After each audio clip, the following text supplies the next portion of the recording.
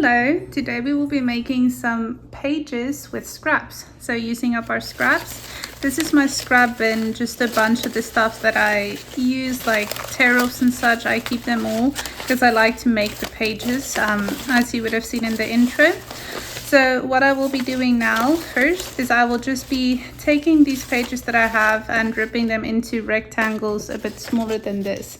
So here are some that I've already done. So for instance, like with this, I will tear off the uneven part and then just tear it into more rectangles. You can also cut it, I just prefer tearing.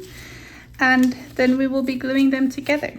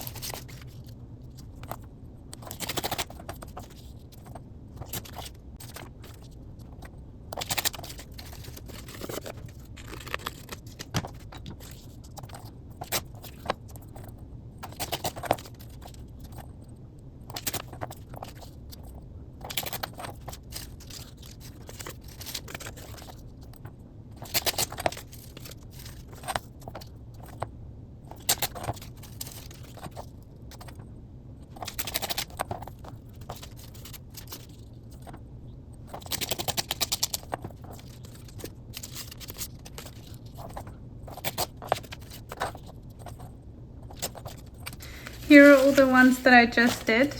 So what I will do now is I'm going to ink them all around front and back. This does take a while, it's completely optional. I just like how it looks and it feels like it distinguishes a little bit more between the different tones and such.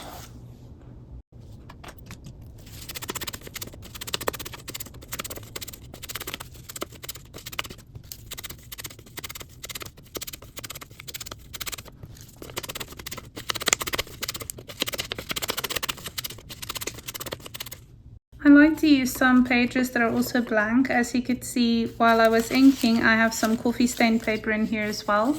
That leaves a little bit of writing room on these pages as well, just to add a little bit of diversity and make it more functional, you know.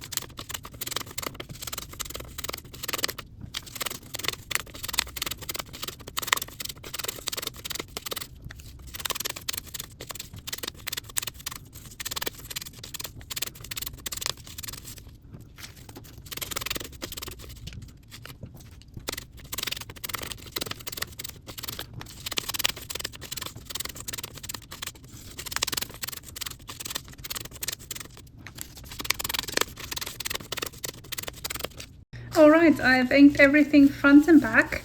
I did a little bit of it off camera so as not to make this video too long. And then I have a standard US size, just plain printer paper that I taped the corners down with some sellotape or scotch tape, just as my template. So what I will do now, I'm going to take a glue stick or just normal glue, and then I will show you. So this is basically just like a collage type thing or a puzzle as well. Let me just move these away.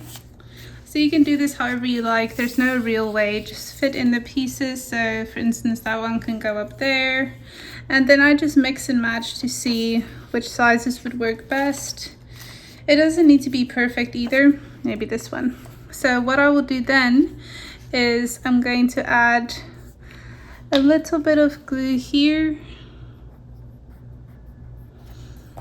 and then just glue this one on, and then just go on like that. So this one won't be a perfect size. I just lift it up every now and then so it doesn't stick to the bottom of the page, and then I'll just continue adding pieces of paper like this, completing the puzzle just until I have a whole page worth. So that's basically it. I will be playing music in the background this time. Another thing is I don't really care if the text is upright or sideways. Like for instance, this one I might glue in here and then that will be sideways. So that doesn't really matter to me so much, but it could just be whatever you like. And I also try and spread the different shades of the colors around so that there's not like just light ones here and dark ones here. That's just how I like to do it.